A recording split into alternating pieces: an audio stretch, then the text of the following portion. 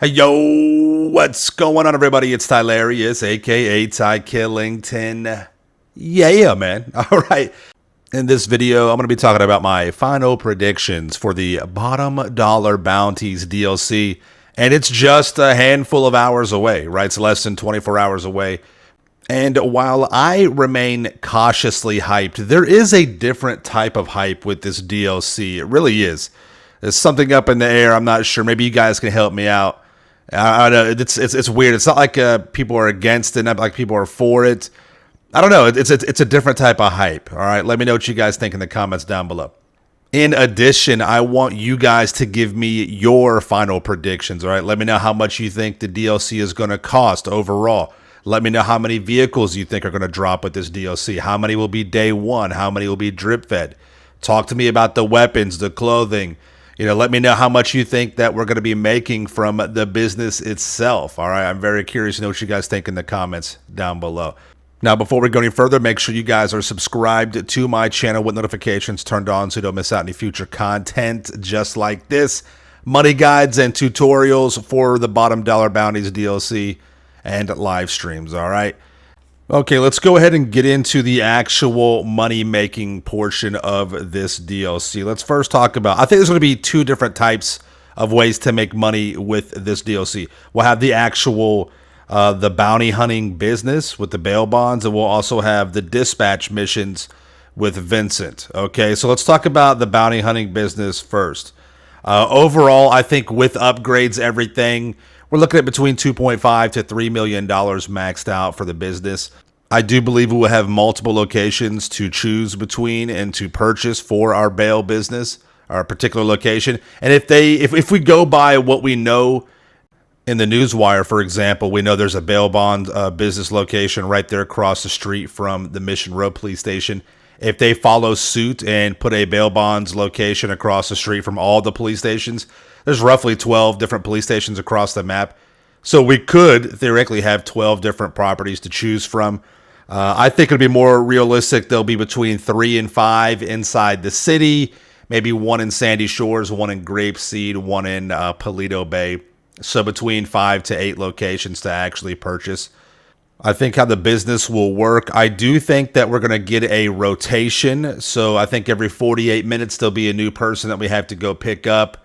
But it is very possible that it's just like the salvage yard where we just get like 3 different targets per week. And the reason why I say that, the reason why I'm open-ended on this for either way is the wording that they actually use in the newswire and the actual trailer for this DLC. If you remember, Mod Eccles talks about how there is a high value bounty. So we may get like a low tier, a mid tier, and then a high target value, which is similar to what we have in the salvage yard. However, it's also similar to what we have with our security contracts, right? You get more for certain security contracts, and those do rotate.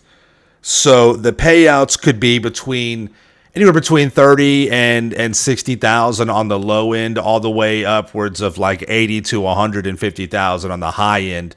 If we just have like 3, per week, right? So we could get upwards of a little over 100 grand for each one of those. So it won't be as much as a salvage yard, right? Because we're not flipping cars, it's just picking up people. But I do think that it'll be on a rotation, and every 48 minutes we'll have a couple of different names we can go pick between, and a couple of different targets or bounties to go pick up, which can be lucrative. It's definitely, it would be good for double cash money, bonus event weeks and stuff like that. So that would be decent, right? I believe we're going to use the actual van to pick up the bounty targets. It'll be similar to like the tow truck missions, right? We use a tow truck to go pick up the cars, bring them back, and that will also influence the wall safe, just like it does with the salvage yard. So the more vehicles, if you pick up like 2 vehicles a day for the tow truck, it'll max out the amount of money that you can make per day with your wall safe. I think it's going to be the same way. If we do have, I do think there will be like a wall safe type kind of thing in the actual business. So if you do your couple bounties per day, it maxes out the amount of money that you can pick up in the wall safe. So the wall safe is passive income, but it's like a hybrid. It's dependent upon you actually doing the bounty business work and picking up your bounties per, your 2 or 3 per day, if it's going to be on a rotation schedule like that. And then, of course, we'll have awards that will be tied and linked to how many bounties you've picked up. Well, we may get some t-shirt unlocks, some clothing unlocks, or also maybe trade price unlocks that are, linked up with this as well. Now, moving on to the dispatch missions, I think this will be just like the Martin Madrazo dispatch missions. I think that we'll have 6 of them in a mission thread or a mission string. We'll be helping out Vincent, take care of some business. I think that we'll be able to do these solo or with, up to 4 people. And I think the payout will be decent, roughly around 50 grand per mission. And so a decent amount of money, probably a bonus for getting all of them done, like a $250,000 bonus, $100,000 bonus, something like that. And again, it'll be some good payouts for double money bonus event weeks. In terms of garage space, I don't think we're getting any extra garage space with this DLC. I think that if anything, we'll just have like 2 spaces, right? And hopefully one of those garage spaces we can convert into a police vehicle upgrade, like a garage, kind of like, Heyooo or Benny's or whatnot. And we can take the vehicles that are already in the game that are also cop cars and we can upgrade them to the cop car variants. I think that's what we should do. Unfortunately, that's probably not what Rockstar is going to do for us. We'll have to just buy these vehicles outright. And that's also going to, or affect the actual overall price of this DLC, which I'll talk about a little bit later as well.